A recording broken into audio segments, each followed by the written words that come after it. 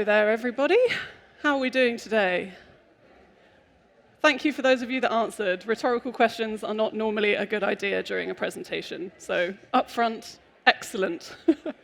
I'm Searsha. I'm the Chief Revenue Officer at ProQuo AI, which is a platform where you can plan, manage, execute, and monitor all of your brand's campaigns and activities. And I'm Anna Creed, and I look after the Inkey list, which is a skincare brand that started just over 3 years ago, focused on knowledge and answering people's questions. Now, the whole point of the Inkey list is not to have any secret ingredients or any ingredients that are bad for you. So we are here today to talk about the Inkey list's only secret ingredient, which is personalization. Did you like that? That was snazzy, wasn't it? All right. In we go. So the Inkey list did something a little bit crazy. On the theme of no guts, no glory, I think this is bang on. They did something which, in most organizations, would be a really tough sell, really hard to get buy-in for a lot of people. In fact, I'm going to move over here so you can see the slide. It didn't immediately drive sales. It actually cost them quite a lot of money to do. It took a huge amount of people and time and energy invested to actually get it off the ground and then to actually keep it going once it was up and running. And you could even argue that what they did helped their competitors more than it helped them. Click. Right, there we go. So, Anna, what did the Inkey list do? So I think we did a few things. So we started by going, if we are about ingredients at an accessible price point and we have a belief in the power of knowledge, how do we utilize that to work and help our consumers? So the first thing we did was actually introduce Ask Inkey. So for those of you that are less familiar with the skincare market, it is a curious and confusing world. Lots of people have lots of questions.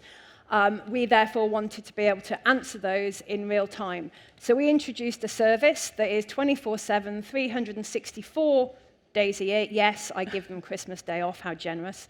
And those people on our Ask Inkey service were there to answer any question.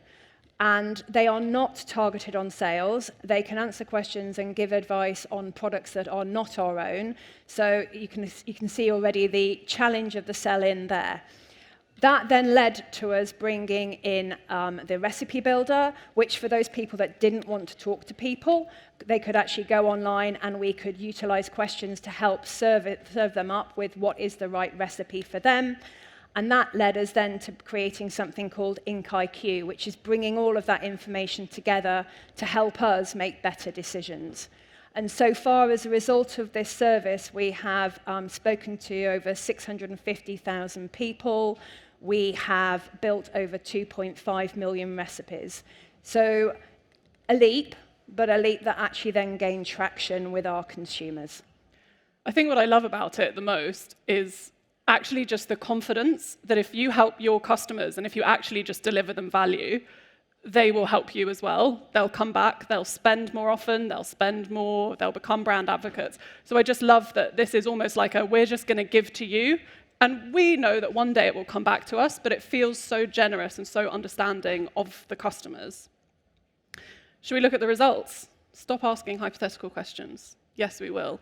So, ProQuo, I'll just give you a little tip on ProQuo and how it all works. We measure people's subconscious, so we measure people's feelings. That's really important because 95% of decisions are made in the subconscious. So if you can measure that, you can tell how people are going to behave in future. We break that down through 16 drivers, half of which are rational, half of which are emotional. And that we look at your brand and your competitors and your category so that you can, plan what it is the right thing to do with your brand. We use AI to help you do that. We help you project the impact of some of your marketing campaigns before you actually do it, so you know whether it's going to work. And then also monitor whether the heck it's working. It's a full service. Anyway, so what the Inkey list then decided to focus on were value for money and connection as the two core drivers for this activity. Yeah, so our gut was that as a knowledge-based brand, we are built on 3 key things, therefore. Firstly, addressing people's needs, and that means connecting with them. Secondly, making sure that we are very clear on the ingredients that we offer, that we talk in a really simple human language. And thirdly, that is all very accessible. When you then boil down what our brand is built on its 3 pillars, we could identify within ProQuo's 16 drivers, 2 key drivers that would show, following our gut, does that actually reap the results and the rewards in the consumer's minds that we had anticipated and expected? Knowledge and answering people's questions and meeting their needs meant that connection was an important tracker for us to actually look at and see how we are performing against that. Value for money, as all of you will know as marketers and in the marketing area, that's not price, that is value for money. So it is about the performance of the product at a great price, so value for money being the other area that we tracked. And as you can see, what we have seen over time is that the more we have lent into our service and what we are about and why we created the brand in the first place, the better these actual drivers track for us as an overall brand and within the category as well. So, why was this such a gutsy move? There are a lot of risks to personalization, apart from the fact that the Inkey list was actually explaining to customers how to use other people's products to be the most effective. There are lots of risks to personalizations generally. You can drown yourself in data. So you can, because you're focusing in on so much tighter groups or so much tighter people, you can get so much more paralyzed by the sheer volume of streams that you've got coming at you. You can therefore also waste a lot of money. If you focus in the wrong place, if you invest into the wrong streams, it can really not have the impact that you want it to have.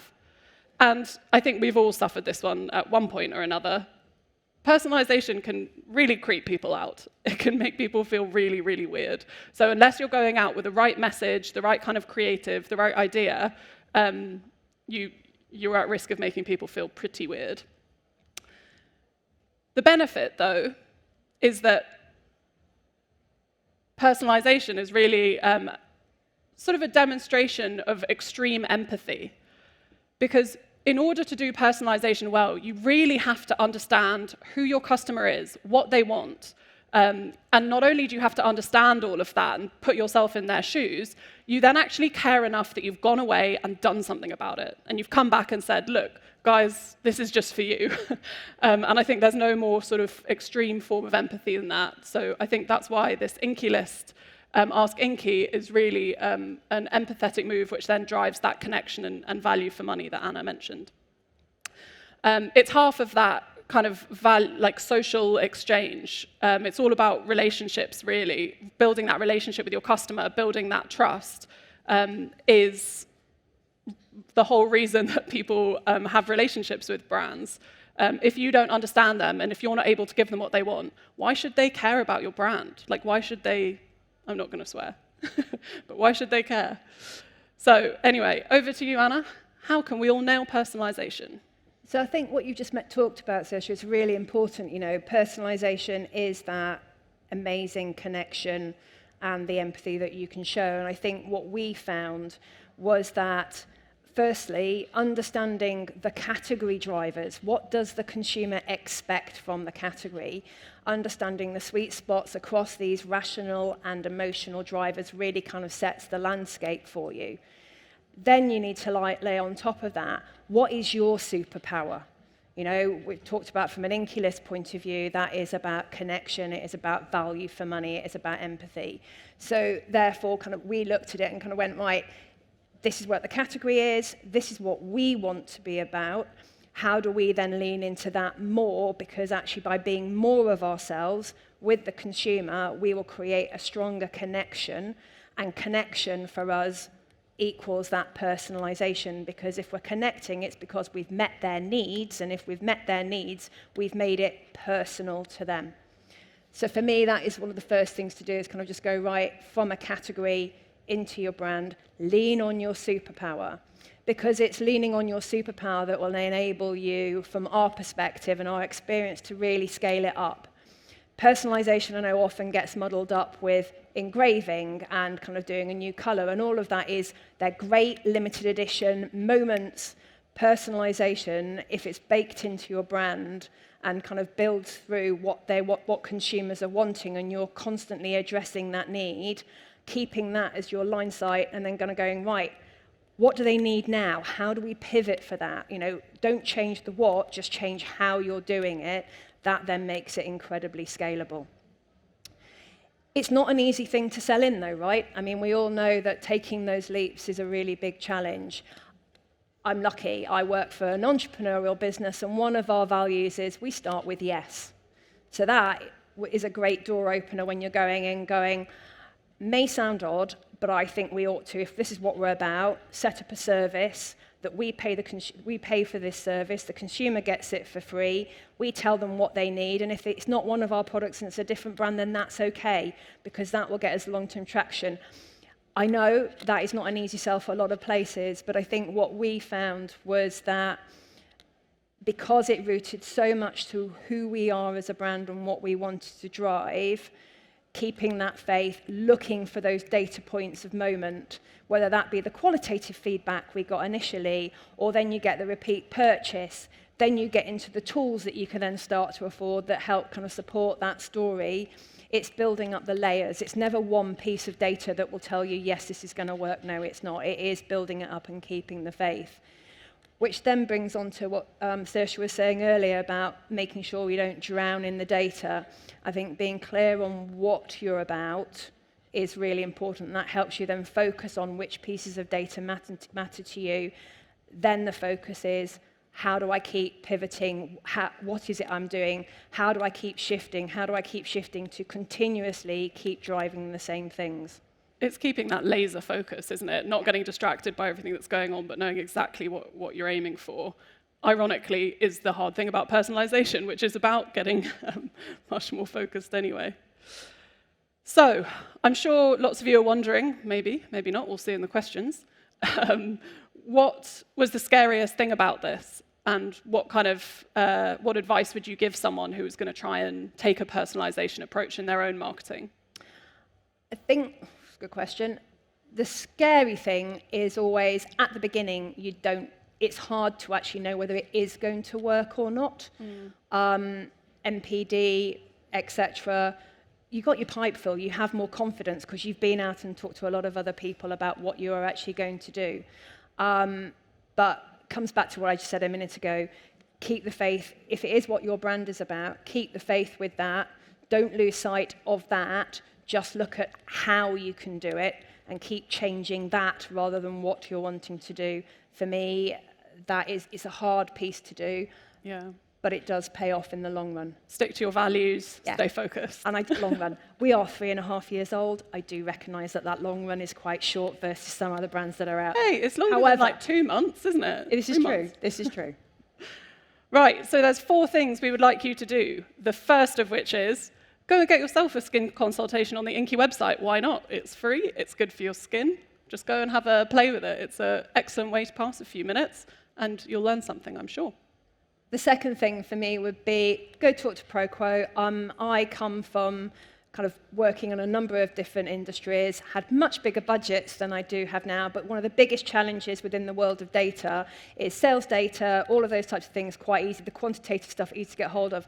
Getting inside the consumer's mind, we know it's always quite tricky. I found this tool really, really helpful, and it's always, there's 15-minute conversation. The investment of that 15 minutes may be valuable to you, so I would recommend it. Then the next thing for me is, we are in a world at the moment where things are uncertain for ourselves, for our consumers. The more we can listen to our consumers, the more we show empathy and push that to the max, the better the connection we'll get with any consumer, and that helps with the long term of the value of a brand. And finally, in keeping with the theme, it's all guts and all glory. Go for it. You're going to have something in your heads that you've wanted to try. Maybe it's personalization, maybe it's not. But give it a go. Let us help you. Let us make sure you're diving headfirst into the right pool. But yeah, have a crack. That's it from us. Much. Thank you so much. Great presentation. We're not out of time for questions, I'm afraid, but a great, honest approach to personalization. So thank you so much.